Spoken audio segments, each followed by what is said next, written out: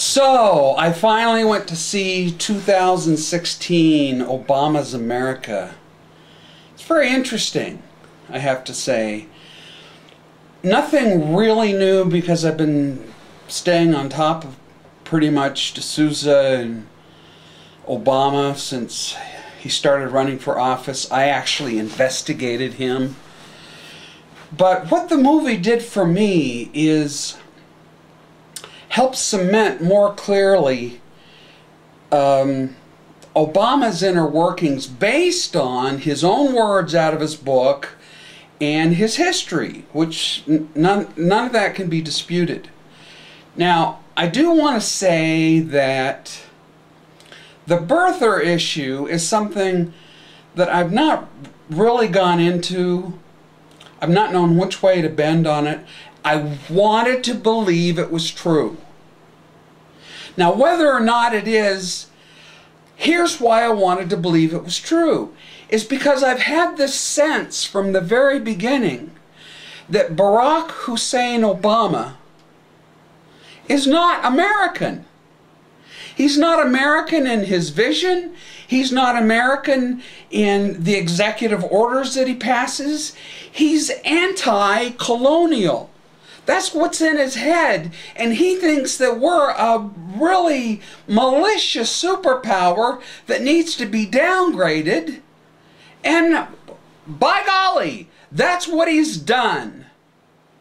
So whether he's just incompetent or whether he's a nice guy that just kind of made a mistake, on a deeper psychological level, where he came from in Indonesia, and Frank Marshall and his mother and his father and his radical friends in college, I gotta say that I believe the guy wants to diminish America so that we're on par with everybody else.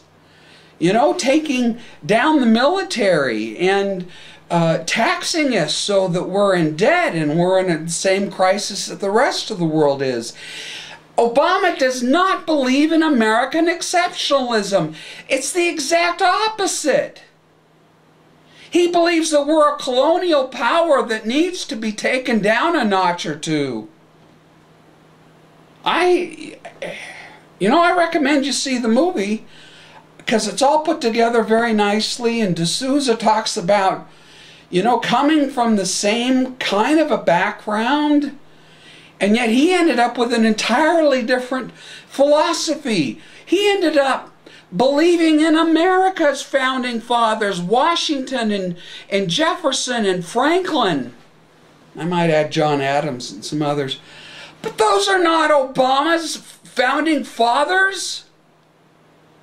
Obama's founding fathers are radicals, communists that want to do everything that they can to destroy the colonial power in the name of, well, fairness for everybody else. But we don't fit that category because American ideals is not simply a colonial superpower trying to take over some little country.